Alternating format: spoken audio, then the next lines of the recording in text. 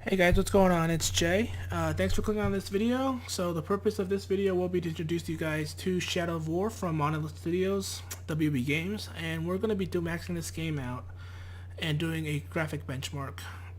So without further ado, I'm running this game on a GTX 1080 gigabyte G1 edition overclocked with 16 gigabytes of RAM and a 4770K i7 processor, also overclocked to 4.3. Now the rest of the specs are in the description below, so if you have any questions about my system, feel free to contact me about that. And without further ado, we're going to look at the graphical settings at ultra wide. We're running this on custom.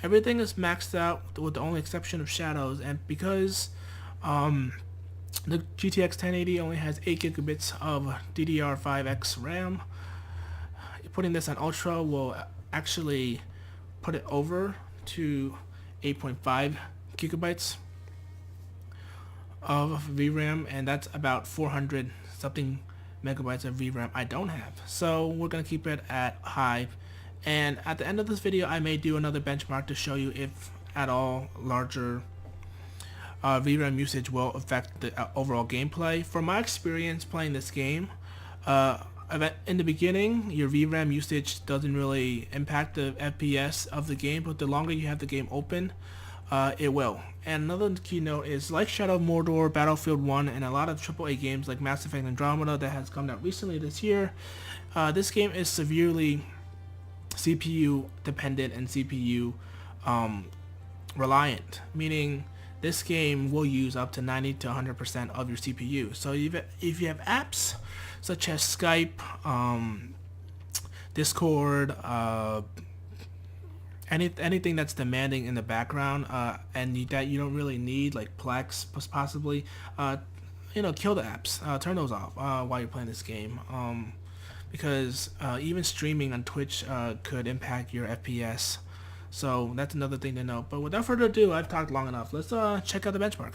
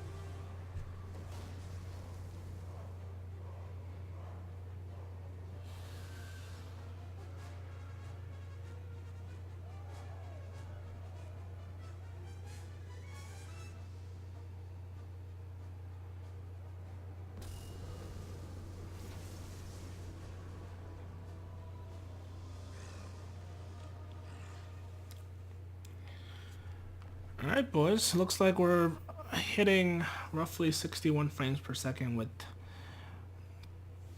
shadows on high, everything else maxed out. We're gonna do one more quick little tweak, and that is we're gonna open up the task panel and set the priority for this program to high, and let's see if by doing that we can get a little bit better performance by setting the priority of the CPU to high. Alright, that's done. Well, let's check it out.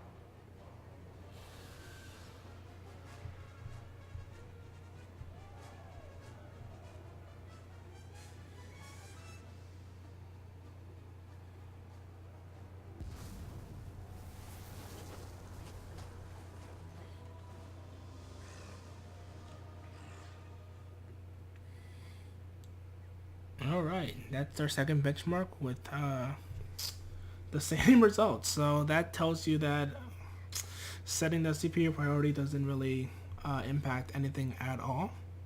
So we're going to do one final benchmark. This time we're going to set the shadows quality in this game to ultra, and let's see, by overextending the VRAM limit on my GTX 1080, whether or not the game's impact and FPS results will be affected. So let's get started. Apply game, apply settings, begin benchmark.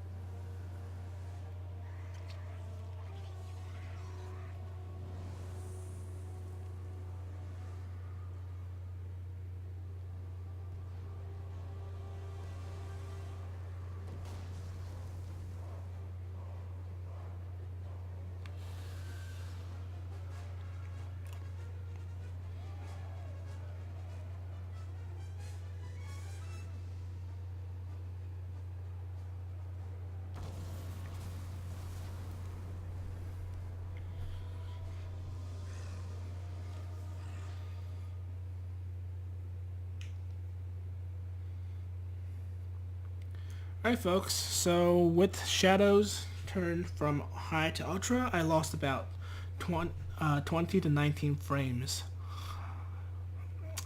The reason for likely is because it is more demanding, but there's another reason likely for it is because I don't have enough VRAM available to supply that increased video and shadowing resolution. So that is what yielded this performance. But if you guys have a GTX 1080 and have similar specs to what I have, I totally would recommend you use their ultra settings and then immediately turn down any settings you don't really need. I would turn down shadows to high instead of ultra because you really don't need it. Comparing an image of ultra setting shadows to high shadow setting shadows, you really don't see a difference. So that concludes my video, guys. If you have any questions or any comments, feel free to message me or comment below.